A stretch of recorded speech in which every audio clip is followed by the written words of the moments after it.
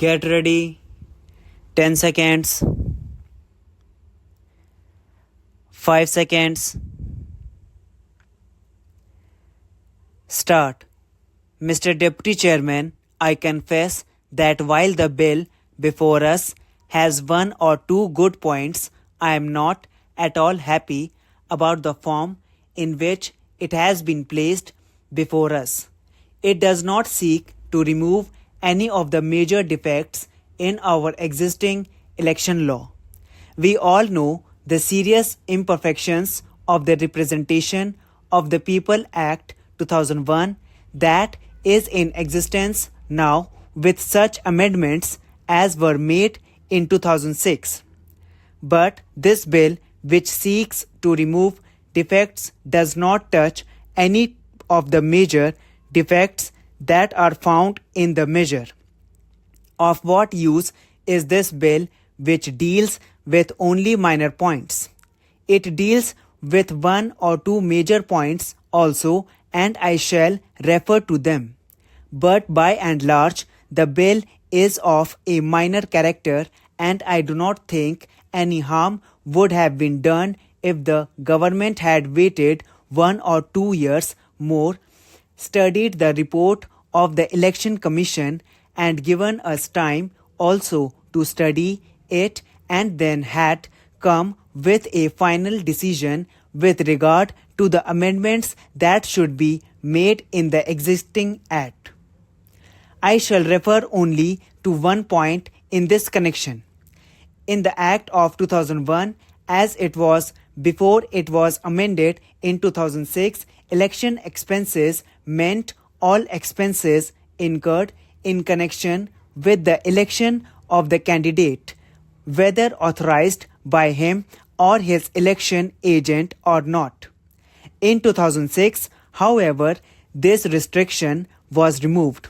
I mean, this connotation of the term election expenses was altered, and the return of election expenses was to relate only to the expenses incurred or authorized by the candidate or his election agent.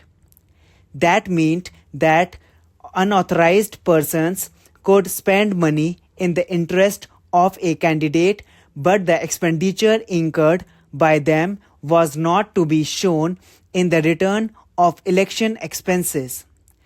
If the limit prescribed in the rules is to have no meaning, or if it is to be of such a character as not to limit the maximum expenditure that can be incurred in connection with the election, it is obvious that the wealthy will always stand a better chance in a contest than a meritorious candidate who is poor. But that feature has not been touched. I should like to deal with 2 or 3 new provisions that are sought to be introduced in the Act by this bill. The Law Minister, while explaining the provisions of this bill, referred only to Clause 8 of the bill, which deals with the question of ordinary residence of a person. I am surprised that he did not refer along with this to Clause 6 of the bill. What is the significance of this omission? The candidates to the Lok Sabha are not affected in the least by this deletion of the words.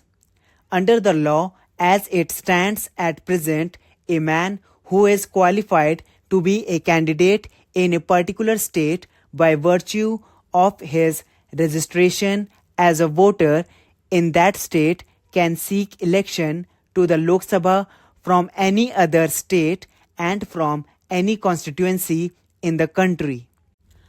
But the effect of it will be felt only by a candidate for election to the Council of States. I can very well understand the Lok Sabha readily making the change because its members are not at all affected by it. But I should like to understand the reasons that led the government to acquiesce in this change. Indeed, perhaps the government themselves proposed it in the bill. What are the reasons that led the government to suggest this change? What harm would be done if the name of a man is entered in two constituencies in two different states? It is obvious that he cannot vote in two different states at the same time. The last point that I come to is regarding the amendment of Section 118 of the Representation of the People Act 2001, that is Clause 36 of the bill as passed by the Lok Sabha. The law minister told us that under the definition of bribery as it exists in the 2001 Act, the Supreme Court had decided that in a particular kind of cases, the offense of bribery does not exist. It might be interesting for government to note that the present state of the law is due to the amendment that was made in 2006. Till that time, sir, corrupt practices were divided into two categories: major corrupt practices and minor corrupt practices, and the receipt of a gratification, that is a bribe, was a minor corrupt practice which could make the election tribunal declare the election of a returned candidate to be void under certain circumstances. Government themselves did away with that section which dealt with minor corrupt practices in detail.